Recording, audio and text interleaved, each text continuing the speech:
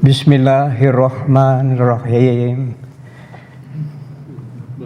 Assalamualaikum warahmatullahi wabarakatuh. Puji syukur alhamdulillah, berkat rahmat Allah subhanahu wa ta'ala, kita semua dalam keadaan sehat walafiat.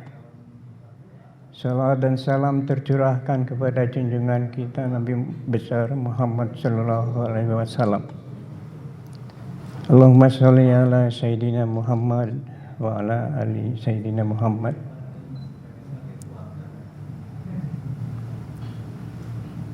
Terima kasih atas kesempatan yang diberikan. Yang kami hormati Bapak Ketua DKM Masjid Nurul Jami beserta jajarannya. Yang kami hormati Ibu dan Bapak Jemaah Masjid Nurul Jami.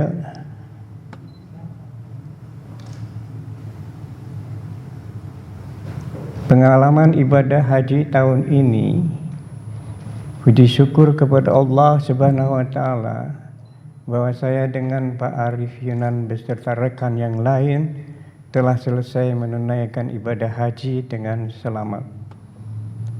Kita mendapat pelajaran yang berharga, diberi kesempatan berlatih, mendekatkan diri kepada Allah Subhanahu wa Ta'ala.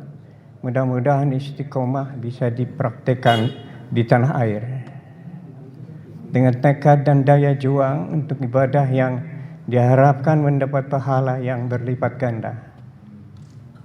Saya selama 40 hari menunaikan ibadah yang sangat berat, mulai pendaftaran, persiapan fisik, finansial, dan sebagainya dengan bimbingan manasik, pembimbing para ustadz yang berpengalaman yang sering berhaji ke Tanah Suci.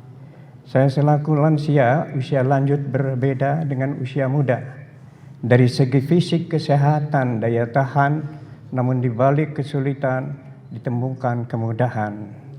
Bisa disampaikan bahwa terdapat moto di hotel-hotel itu berbunyi, utamakan lansia. Nah, saya merasa bergembira bahwa lansia diutamakan. Selalu ditemukan tulisan tersebut pada pintu masuk hotel. Nah, ada 60% kurang lebih yang berusia di atas 60 tahun.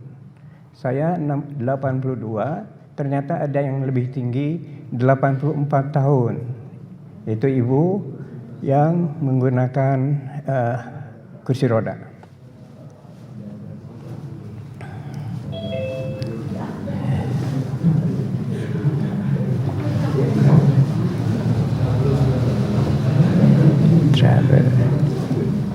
Pengalaman ibadah tahun ini, persiapan ilmu manasik lamanya 1 atau 2 bulan sebelumnya.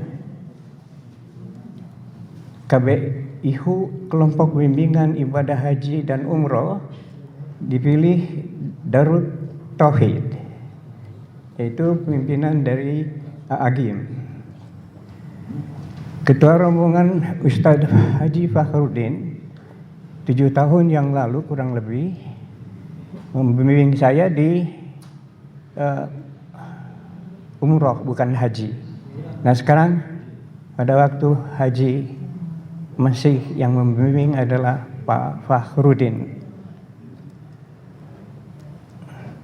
Kota suci Mekah, Masjidil Haram, temperatur panasnya 40 derajat, jadi keadaan ekstrim.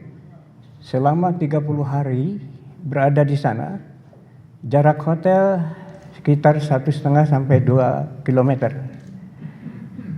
Dengan jalan kaki sering, dengan panas yang cukup terik, menggunakan payung juga sudah tidak berfungsi. Hanya kacamata hitam yang berfungsi. Di dalam masjid menggunakan AC dingin, berbeda di luar masjid.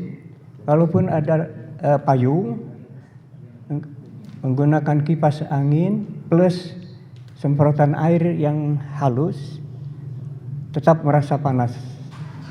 Nah, maka dengan demikian kita berlomba-lomba untuk masuk ke dalam masjid, sebab kalau di luar panas. Nah, namun masalahnya adalah kita harus 2 jam sebelum waktunya kita harus berada di dalam masjid. Kalau terlambat, terpaksa di luar masjid. Begitupun kota suci Madinah itu selama 10 hari, namun temperaturnya makin tinggi. Jadi lebih tinggi dari yang di Masjidil Haram, 47 derajat. Ya, sama halnya di payung itu tidak berfungsi. Jadi terpaksa kita jalan kaki dengan kecepatan tinggi. Nah, kalau orang Afrika tinggi besar, orang Iran, Pakistan, India tinggi-tinggi, langkahnya lebar-lebar.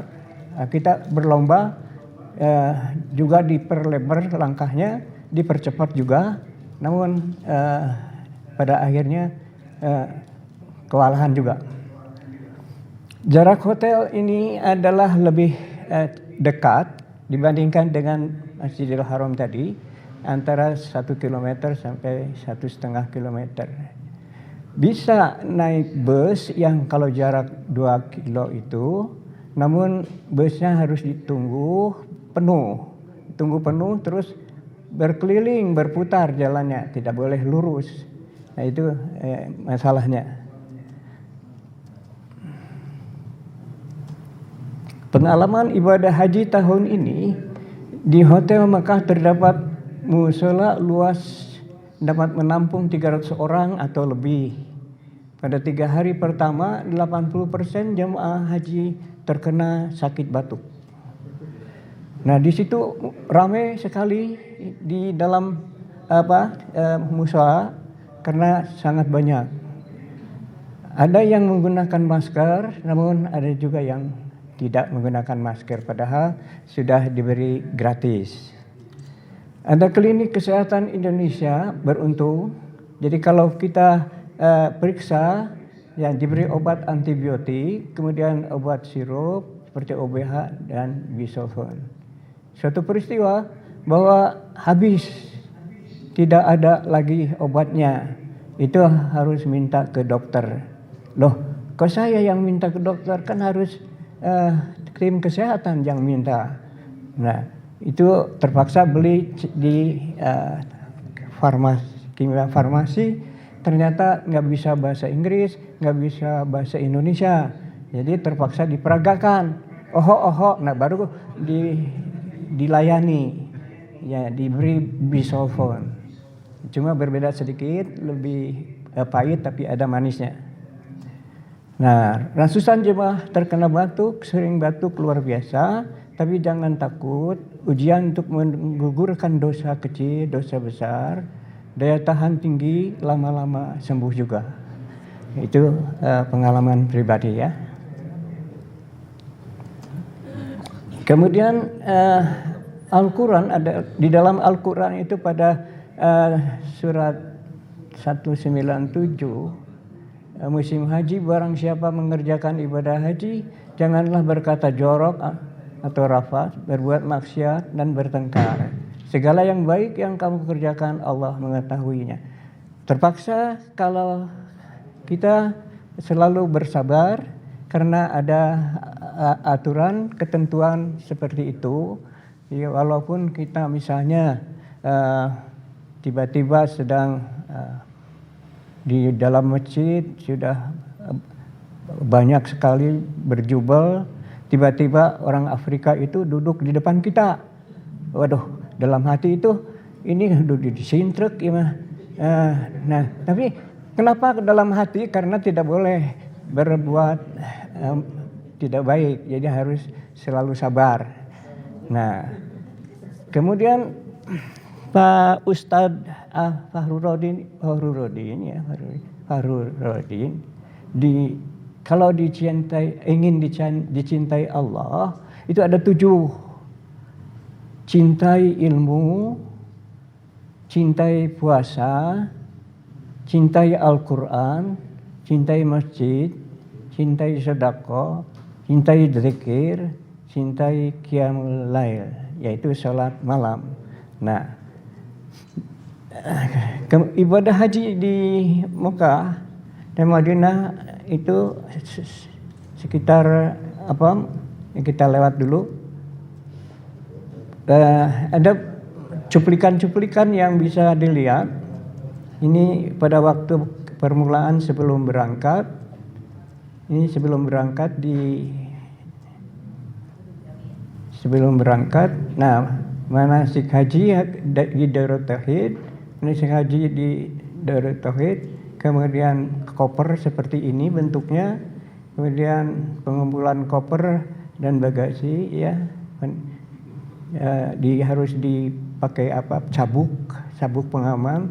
Ternyata sabuk pengaman pada hilang. Nah, itu mungkin karena dilempar-lempar, ditarik-tarik, jadi nggak ada artinya lagi. Nah, pelepasan calon jemaah haji itu ada di Darut Tauhid, mempunyai ruangan yang sangat luas.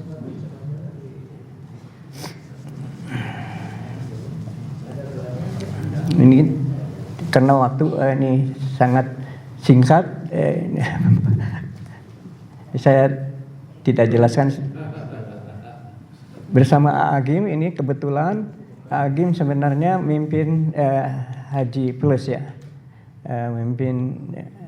tapi kadang-kadang menghadiri juga di reguler. Nah itu memberikan ceramah. Jemaah haji ini di Darut Tauhid bersama Ustadz Fahrudin bersama Agim di Jabal Rahmah. Nah, kemudian ada kegiatan karena 30 hari, jadi ada istilahnya itu studi tour. Studi tour itu bahasa Sundanya itu napaktilas Nabi Muhammad. Jadi kemana-mana, ke Gua Hiro, ke Jabal Rahmah, ke Masjid Kuba, terus kemana-mana, yaitu dan di dalam masjid musola itu selalu diadakan kajian pada waktu senggang. Jadi tidak membeli oleh-oleh, tidak boleh membeli oleh-oleh sebelum selesai. Jadi harus ikuti kajian semacam pesantren itu dipimpin oleh Pak Ustadz Fahrudin. Ini di depan Raudhah, yaitu makamnya Nabi Muhammad. Pada waktu yang 7 tahun yang lalu kita bisa masuk ke dalam makam Nabi Muhammad. Sekarang nggak bisa masuk, hanya di luar saja sholat. Nah, jadi dan antri, Pak Arif tadi menggunakan jadwal daftar yang khusus di depan Raudhah, kemudian masjid di Nabawi Madinah. Nah, sekali peristiwa kita sudah keluar dari masjid itu, sandal dimasukkan kantong, lupa kantong di bawah ya, terus nginjak